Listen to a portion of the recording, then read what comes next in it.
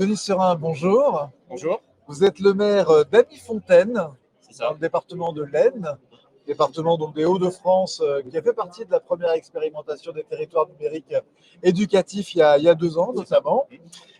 C'est combien d'habitants Amy-Fontaine? À Mifontaine, il y a 400 habitants. 400 habitants. Ouais. Donc vous avez une secrétaire de mairie, elle est là combien d'heures par semaine? Alors, par semaine, 15 heures. Ouais. Ça suffit pour tout faire?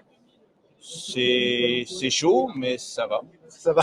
Voilà. Elle est partagée, j'imagine, avec d'autres Avec communes? avec une autre commune, elle est dans 2 communes. Sur 2 communes, Ouais. d'accord. Donc aujourd'hui, on est avec nos amis d'AGD. Vous êtes en train de rejoindre la C'est Galaxy ça, on est en phase de migration. phase de migration. Pourquoi avoir fait le choix de travailler avec AGD? Le premier choix, ça a été le coût. Ouais, Parce que les éditeurs, on va dire traditionnels, sans donner de nom, ben, ils sont commerciaux. ouais. Donc forcément, il y a un coût qui n'est pas négligeable.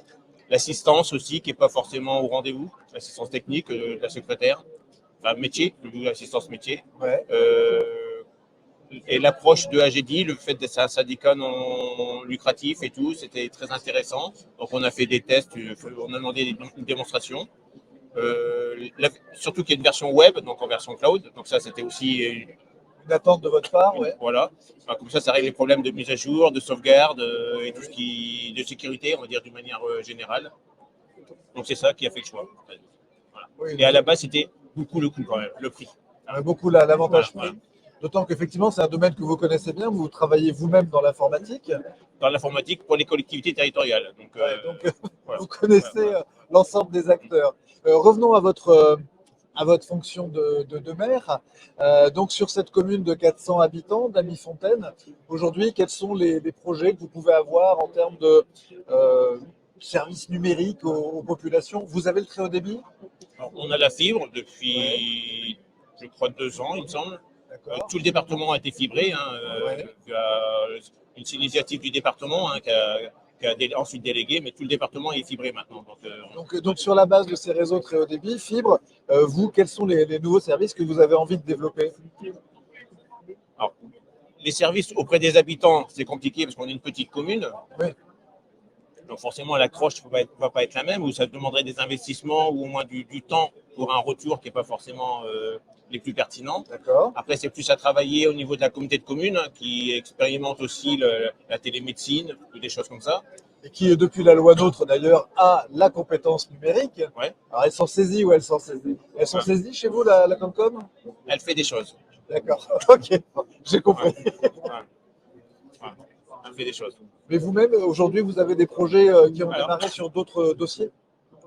au sein de la commune, enfin, et aussi lié avec mon métier, Oui, on va expérimenter les objets connectés d'accord, sur un réseau basse fréquence, un peu style LoRa. Ça sera pas du LoRa, mais dans le même style LoRa. d'accord. Donc on va mettre ça s'appelle une gateway, une antenne sur le château d'eau Oui, pour ensuite mettre des objets connectés, que ce soit un capteur de présence, un détecteur pour les températures, pour l'école, la qualité de l'air, le niveau d'eau d'un nappe, etc. Quoi. Voilà. ça va vous permettre de surveiller un certain nombre de Voilà. composantes, votre consommation énergétique, en temps réel, par exemple, au niveau de votre école? Alors l'énergie, non, on ne l'a pas inclus dedans, parce que ça, c'est un compteur Linky, donc on peut déjà avoir des informations. Oui, d'accord. Par contre, au La niveau du température. château d'eau, on peut voir, ou de la station de pompage, Ouais. voir s'il y a une surconsommation anormale. D'accord. Voilà. Ce Et qui vous ça peut permet de détecter des fuites, le cas échéant. éventuellement. Alors D'accord. après, on n'en est pas. On va peut-être tester sur un ou deux compteurs, peut-être des bâtiments communaux, Ouais. parce que là, du coup, la fuite, elle serait au plus proche. D'accord. Voilà. Mais ça, on est vraiment dans une phase d'expérimentation Complètement. qu'on va démarrer prochainement. Quoi. Voilà.